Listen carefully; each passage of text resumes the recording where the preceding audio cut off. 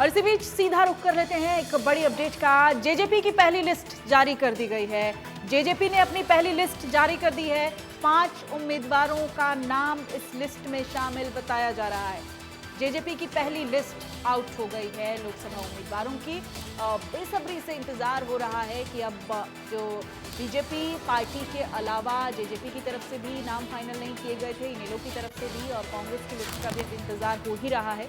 तो JJP party ने अपनी पहली लिस्ट जारी कर दी है। लगातार हम बयान भी सुन रहे थे पूर्व डेप्यूटी सीएम दुष्यंत चौटाला के कि लगातार जो है उनकी तरफ से बैठकें चल रही हैं, मंथन चल रहा है और जल्द से जल्द नामों का ऐलान हो सकता है। 10 की 10 लोकसभा सीटों पर अपने उम्मीदवारों का ऐलान जेजेपी पार्टी करेगी और ऐसे में 5 उम्मीदवारों का नाम सामने आ चुका है। ये सूची जो है वो आप अपने टीवी स्क्रीन पर देख भी रहे हैं और एक एक नाम भी हम कोशिश करेंगे आप तक पहुंचाने की। 5 नामों का ऐलान हुआ है। 5 सीटों पर जेजेपी पार्टी की तरफ से अपने प्रत्याशियों का ऐलान कर दिया गया है। तो जेजेपी की पहली लिस्ट है ये और 5 सीटों पर सहमति बन गई है। 5 सीटों पर नामों का ऐलान हो चुका है। आपके टीवी स्क्रीन पर हम स्क्रॉल भी कर रहे हैं वो लिस्ट जो जेजेपी की तरफ से आउट की गई है। 5 उम्मीदवारों की पहली लिस्ट ये जेजेपी पार्टी के उम्मीदवार हैं। हिसार से नैना चौटाला को उम्मीदवार बनाया गया है। सिरसा से रमेश खटक हैं और भिवानी महेंद्रगढ़ से, जैसा कि पहले ही राव बहादुर सिंह का नाम था, गुरुग्राम से राहुल फाजिलपुरिया को टिकट दी गई है और फरीदाबाद से नलिन हुड्डा को टिकट दी गई है। तो ये जेजेपी पार्टी के प्रत्याशियों की पहली लिस्ट है। संभावना ये जताई जा रही थी कि हिसार से नैना चौटाला उम्मीदवार बनाई जा सकती हैं और वही हुआ भी। सिरसा से रमेश खटक उम्मीदवार बनाए गए हैं। दीपक शर्मा ज्यादा जानकारी के साथ हमारे ब्यूरो चीफ डिटेल्स के साथ जुड़ चुके हैं। दीपक, 5 उम्मीदवारों का ऐलान कर दिया गया है जेजेपी की पहली लिस्ट में भी। क्या कुछ और डिटेल्स हैं आपके पास?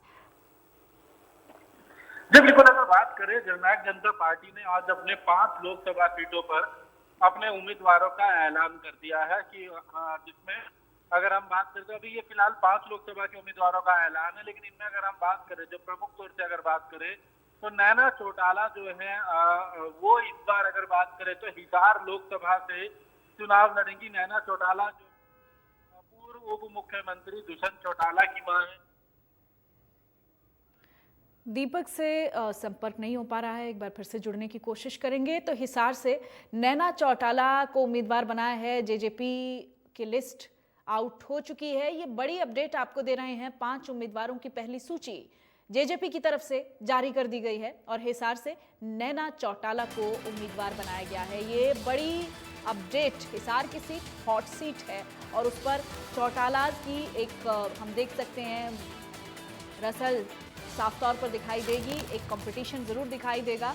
ये बड़ी अपडेट। जेजेपी की पहली लिस्ट जारी कर दी गई है। लगातार आपकी टीवी स्क्रीन पर नामों की वो सूची जो लोकसभा के उम्मीदवार जननायक जनता पार्टी की तरफ से बनाए गए हैं। हिसार से नैना चौटाला को उम्मीदवार बनाया गया है क्योंकि लगातार हम सुन भी रहे थे कि नैना चौटाला का नाम सामने था हिसार से और ये अनुमान जताया जा रहा था कि जेजेपी पार्टी की तरफ से नैना चौटाला हिसार से उम्मीदवार हो सकती हैं और वही हुआ भी। ये 5 नामों की सूची।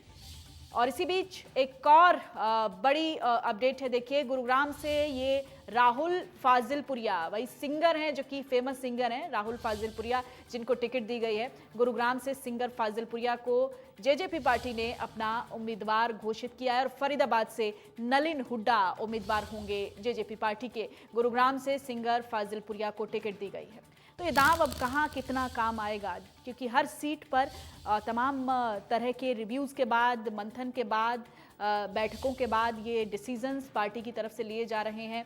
अब कहाँ किस तरह से ये दांव जो खेले जा रहे हैं पार्टी की तरफ से, अब किसको इसका फ़ायदा होगा ये तो इलेक्शन का रिजल्ट बताएगा। लेकिन हर पार्टी की तरफ से कोशिश यही हो रही है कि हर लोकसभा सीट पर एक मजबूत दावेदारी ठोकी जा सके। ये 5 सीटें जो आप देख रहे हैं जिन पर ऐलान किया गया है जेजेपी पार्टी की तरफ से 5 नामों का, इसमें बहुत चर्चित नाम है सिंगर फाजिलपुरिया का भी। नैना चौटाला अपने आप में ऑलरेडी पॉलिटिशियन का दर्जा उनके पास है और वो हिसार से उम्मीदवार हैं। फरीदाबाद से नलिन हुड्डा को उम्मीदवार बनाया गया है और गुरुग्राम से सिंगर फाजिलपुरिया को टिकट दी गई है।